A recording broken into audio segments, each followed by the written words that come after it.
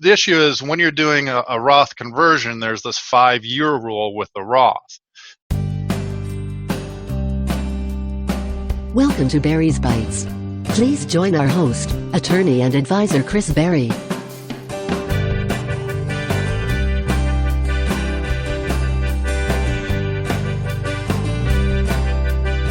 There's confusion over what that 5-year rule is.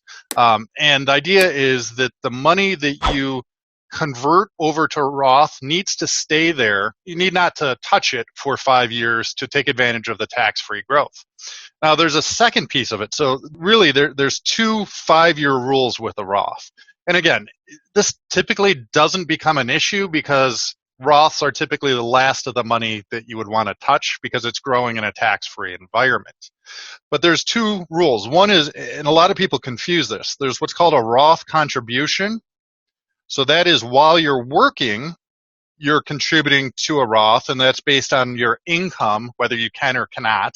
And you can contribute anywhere from $6,000 to $7,000 to a Roth.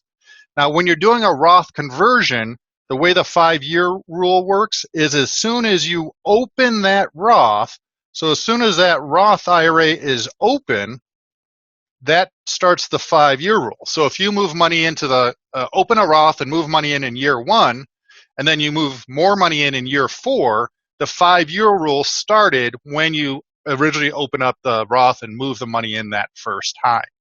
And so once you've made it 5 years, you can take the money out of there and it's tax-free if you wanted to. Now, compare that to a Roth conversion.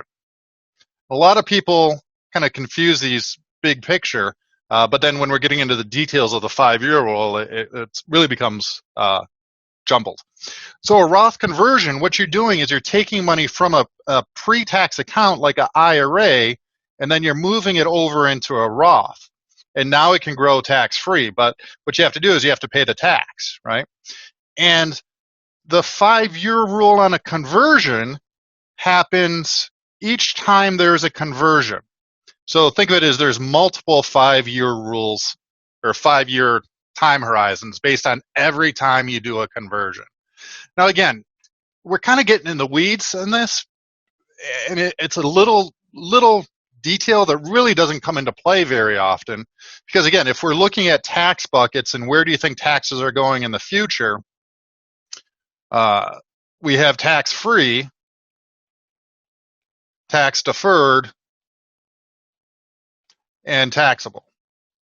And so tax-deferred are like your IRAs, 401ks, 403bs, your tax-free, Roths, cash value, life insurance, etc.